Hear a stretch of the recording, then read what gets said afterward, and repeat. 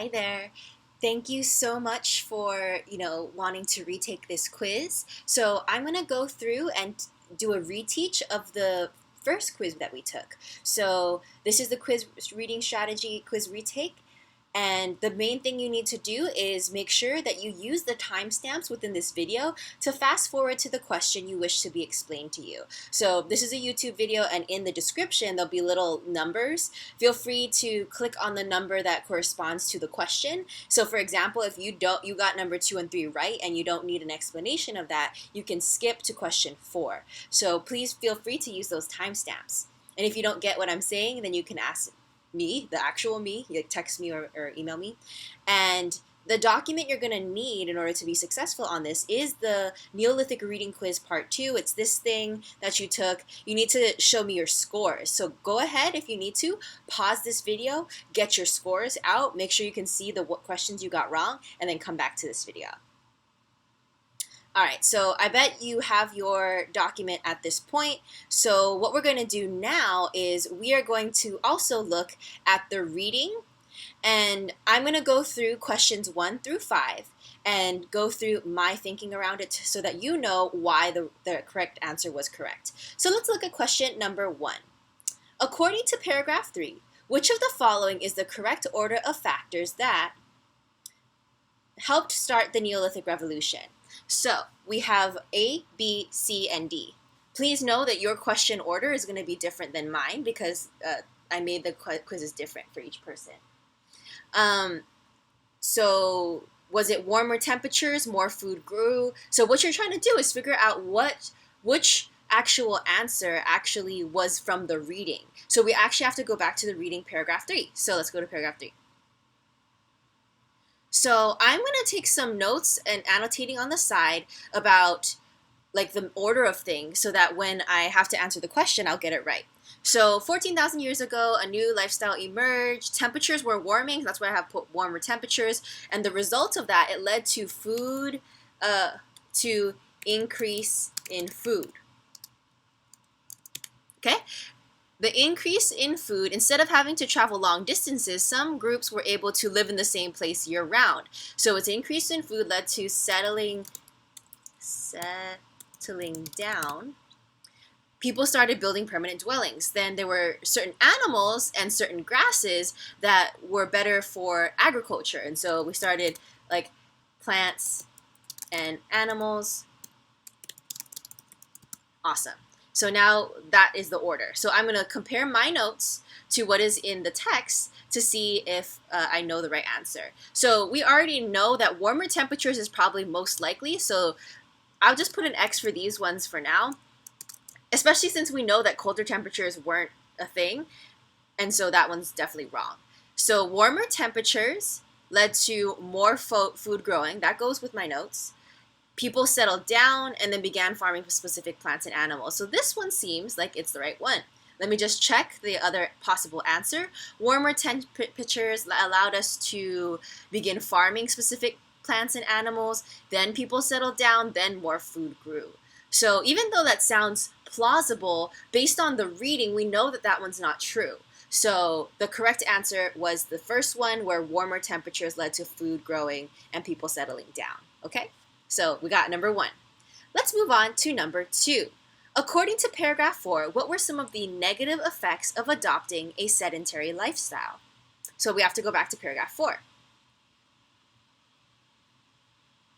What were some negative effects of adopting a sedentary lifestyle? It talked about how farming did not take place overnight. It wasn't unique to the Middle East. There were all different places that had agriculture. But it was seen as an inferior lifestyle to hunting and gathering because settled people were easy targets for attack, their nutrition suffered because they didn't have as balanced a diet, and they were more likely to suffer diseases. So basically, agriculture at first didn't seem like a good lifestyle. So let's see. To show that they could only live in small tribes since they had to follow their food constantly. No, that doesn't make sense. There were no negative effects of sedentary lifestyle. That's not true. Sedentary means staying in one place, and there were negative effects. That's the whole point of the paragraph 4. C, settled people are easier to attack and their diets are not as balanced as nomadic peoples. I'm thinking that one's probably true. Let me just read all of them just in case. Permanent houses meant some people could store their riches, leading to social inequality. Yeah, that sounds right.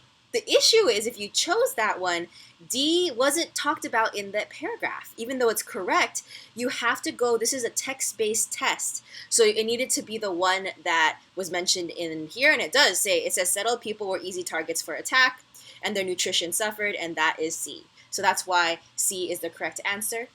Again, it might be different lettering. There's no letters on your quiz, so just double check that you know what the right answer is.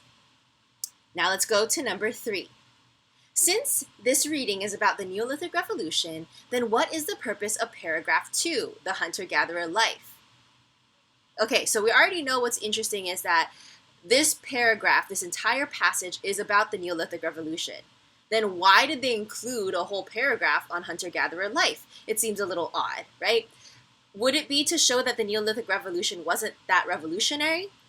That goes against the claim of the whole paragraph, which was, although the Neolithic Revolution was not as well known as other revolutions, it is the greatest revolution of all time because it shaped our modern society. That is the main argument the author is making. So why would they want to prove that the Neolithic Revolution wasn't that revolutionary? So that one's out. B, to show that humans were hunter-gatherers for most of human history. That could be, for sure. C, to provide context about what life was like before the Neolithic Revolution, to help the reader realize how life-changing it was. You know what? That's probably what it is, because after hunter-gatherer life, right, it talks about the Neolithic age, and so if you figure out, like, you see the order of things, it makes sense. This one makes the most sense, to show that hunter-gatherers were better than modern humans. It doesn't say that in the paragraph, right? And it's, so I would say that the best answer is C, to provide context, right? Because it talks about, this is what, for most of our time on Earth, hunter-gatherers in the Paleolithic era, and this was what our life was like. Then, 14,000 years ago, a new lifestyle emerged, and then it talks about the effects of that lifestyle. So C is the correct answer there. Now moving on to number 4. Which of the following quotes is the best explanation for why hunter-gatherer societies could not support big populations? This was a hard one, so I'm just going to slide this over because what it's asking us is the best explanation for why hunter-gatherer societies could not support big populations. So the key word here is, why did hunter-gatherer societies not support big population growth? So let's look at A. In order to stay close to their food sources, hunter-gatherers needed to be mobile. They set up temporary camps, lived there for a while, and moved on when the food supply began to dwindle. Does that explain why those societies could not support big populations? They had to be moving a lot, but that quote itself doesn't tell me about why hunter-gatherers could not support big populations. Let's read letter B. In hunter-gatherer societies, women needed a gap of at least 3 to 4 years between children, since managing multiple babies would be a disadvantage in a mobile, nomadic lifestyle. Once people started living in permanent settlements, women could have children more frequently. Ooh, having children increases the population. So this one more likely answers the question, because this explains why hunter-gatherers did not support big populations. If they were constantly moving, that meant that they had less pregnancies, then the population was small. So this one provided a lot more better evidence, and this is what it's asking for, the best explanation. The other explanation was okay, but it was incomplete. Sorry, that's my cat scratching on his scratching post.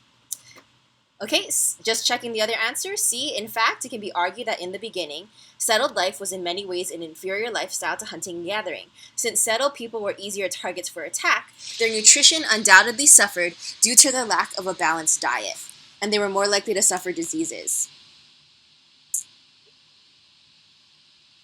Okay, so that talks about an inferior lifestyle, but again, that doesn't talk about big populations. It's not explaining that. So this one is not right. And then let's do the last one. People in agricultural societies were less subject to the whims of nature than hunter-gatherers and had a higher chance of survival. That's true, but I would say that that's more of a claim than it is a than it is evidence, right? It's not really, it's just making a claim like they're less subject to the whims of nature, but doesn't explain why. So that's why this one is actually no, because it's a claim. No evidence, really. Whereas the best piece of evidence was B. We are getting close to being done, y'all. Keep hanging in there. Last one. What was the main argument of the entire passage? So this actually requires you to kind of go through your notes and kind of figure out like the main claims of the whole passage. So that's what we're going to need to do. So let me look at the whole passage. So the first paragraph told us, right, that the Neolithic Revolution is the greatest revolution of all time because it shaped our modern society. So that is a huge claim, right? It's the greatest revolution of all time. Huge claim that the author is making. Then in the second paragraph, it talks about how hunter-gatherer life, like we lived most of our lives as hunter-gatherers. Then the Neolithic age happened, right? Temperatures started warming, and then we began farming and settling down. This farming did not take place overnight, right? And it also wasn't the best lifestyle even, like there were some problems with it. But the biggest effects of the Neolithic Revolution was a sedentary lifestyle and a food surplus. Because once we had those, we were able to build towns, cities, and eventually entire civilizations. So I'll tell you right now, most people had put that this answer, a lot of people thought the biggest effects of the Neolithic Revolution was a sedentary lifestyle and a food surplus. They thought that because the last paragraph that they read, paragraph 5, that was the claim of paragraph 5. But just because it's the claim of the last paragraph doesn't mean that's the main argument the author was making. It's only that argument of the last paragraph. So actually, right, we'll keep reading. B, the Neolithic Revolution is not as important as people make it out to be. Definitely wrong, because this whole passage is about how amazing it was. Farming caused the Neolithic Revolution. That is a true fact. But that's too basic. That's not making much of an argument at all. Whereas the last one, D, the Neolithic Revolution was the greatest revolution in the history of mankind. So there's two possible answers, right? A is kind of close, and D looks pretty good too. So how do I know which one is, this one was mentioned, right? The greatest revolution of all time was the first paragraph. And then this one was mentioned at the end. So what I did to figure that out is I looked at the last sentence. Although the process took thousands of years to complete, the Neolithic Revolution still dominates our everyday lives. So I would actually say that this D is the correct answer, because overall, that's what the author is trying to prove. Yes, the biggest effect was the sedentary lifestyle and food surplus, but that's actually evidence to prove that the Neolithic Revolution was the greatest revolution in the history of humankind. All right. I know that was a lot of me talking, so now you should be ready to get ready for your retake. This is what your reading is on. It's about ancient Nubia. You're going to do the same thing. The difference is, unless you are redoing your annotations, you don't have to make your main idea summaries unless you would like to retake that. But what I would suggest, I'm not going to grade this part then, right? I'm not necessarily going to grade this part, but I would suggest that you highlight and annotate in your style so that you're actually like internalizing what you're supposed to be doing. Okay? Notice how there is a paragraph 5. And then once you finish the reading, you're going to click on the multiple choice here and make sure you use the PPP strategy. Step 1 is to annotate the questions. Step 2, read for purpose. And then process of elimination like we just did. So I'm going to go over it. You click on that. You're going to fill out your quiz retake, okay? And then once you fill it out, it's going to take you to this reading comprehension questions, and you get to preview, right? The first step of the PPP strategy is to preview. And what I would suggest is doing your own annotations maybe right here. So I just want to preview the questions. The first question that you're going to see for your retake is compared to Egypt, Nubia. So I already know for number 1, I'm going to read for comparing to Egypt. Okay, and then for number 2, from paragraph 2, all of the following are true about the kingdom of Kush except. So I know that for paragraph 2, I have to pay attention to especially things about facts about kingdom of Kush. So that's what I'm going to look for when I read. The next step is 3. According to the passage, archaeologists in the early 20th century believed that. So now I'm going to do paragraph 3, archaeologists in the 20th century. So I'm going to look for that word 20th century. And you can also find the word 20th century if you go Control F, right? And I put 20th century. So if you want to look for it in the reading, you could do that. It's right there. The next number is, the passage make clear that one of the main reasons we know so little about Nubia is, so basically, why do we know so little about Nubia? Is what we have to pay attention for. And then the last thing you're paying attention for is, what is the main idea of the end of the passage? So in this example reading, you're actually going to just find the main idea of the end of the paragraph. So now you know how to do these things. And so go ahead and take the quiz, submit it, and once you submit it, you should be able to see whether you passed or not. If you didn't pass, talk to Ms. Yokoyama and figure out the next steps. Best of luck. You got this. Bye.